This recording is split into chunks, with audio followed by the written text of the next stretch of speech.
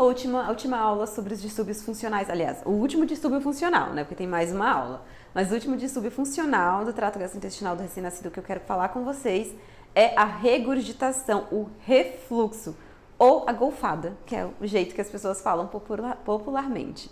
O que são essas regurgitações e por que elas acontecem?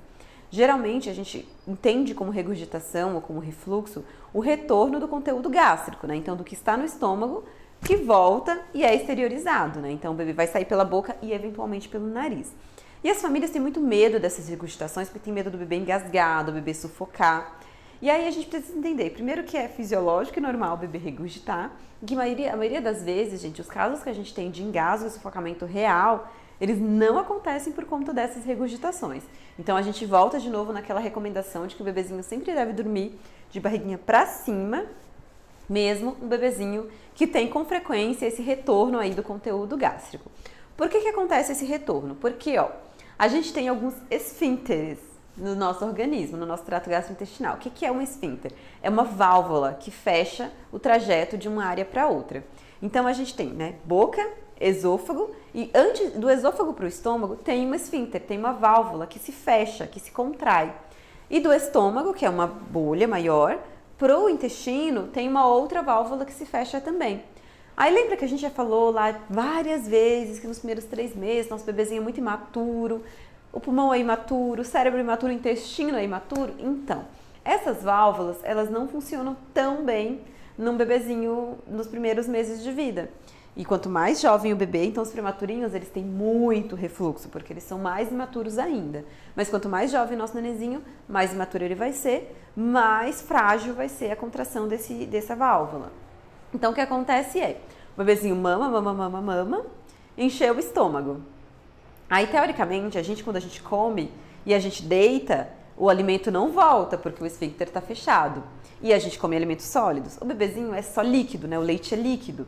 Então, se você às vezes deita imediatamente esse bebezinho, esse leite volta. Às vezes, mesmo sem deitar, até com o bebezinho em pé, volta um pouco de leite, porque o estômago está muito cheio e essa válvula não é competente o suficiente para impedir esse retorno desse conteúdo gástrico. E o que é fisiológico e o que é normal? Essas regurgitações que acontecem logo após a mamada. Principalmente daquele bebezinho que mama o tempo todo, né? Lembra da história da mamada de conforto que eu expliquei pra vocês que sai leite na mamada de conforto? Então, às vezes o bebezinho ele já mamou, ele já está com o estômago cheio e aí ele tá irritado por causa do sol, por causa da luz, por causa do barulho, porque teve gente em casa, porque saiu, porque tomou vacina e ele mama, enche mais ainda esse estômago, o estômago não dá conta. A pressão em cima da válvula é tanta que o leite volta. E volta aquele leite que nem começou a ser digerido ainda. É o leite igual sai do peito, o leite bem fluido. E isso, gente, é completamente normal. Isso é completamente fisiológico no nosso bebezinho. Geralmente esses bebezinhos que vomitam assim, que são os gulosos, vomitam por causa da barriguinha tá cheia demais, eles são os que a gente chama de vomitador feliz, porque ele vomita, ele regurgita, né, aquele leite que é recém-mamado, e ele tá rindo, ele tá ótimo, ele não sente nenhum desconforto. Ele tá super bem. Além disso, esse leite que tá voltando, esse leite que ele tá dando pra fora, é um leite excedente. É um leite que ele não precisava mamar.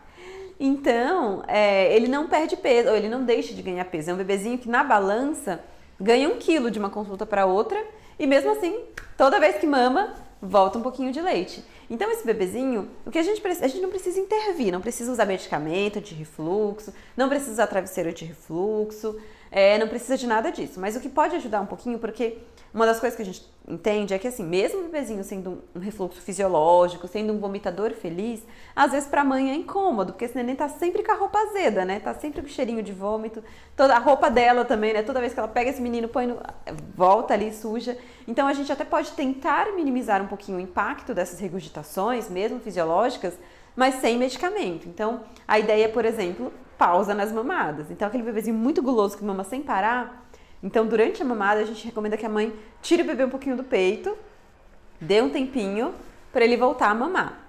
Ou interromper a mamada depois de um tempo. Se é um bebê que mama por muito tempo e ela sabe que essa mamada ela não é o tempo todo por fome, então ele mamou avidamente durante 10 minutos. Depois ele continua mamando, mas está mamando mais fraco, aí a gente sugere que ela pause essa mamada um pouquinho, se o bebê for tranquilo ele deixar, porque tem aquele bebê que não vai concordar com essa conduta, né? E aí a gente segue à vontade do cliente. Mas aquele bebezinho que é mais tranquilo, se ela conseguir pausar essa mamada ali depois de 10, 15 minutos, vai diminuir também a quantidade de leite que ele vai regurgitar. Outra coisa é aquela história de deixar o bebê em pezinho pós-mamada.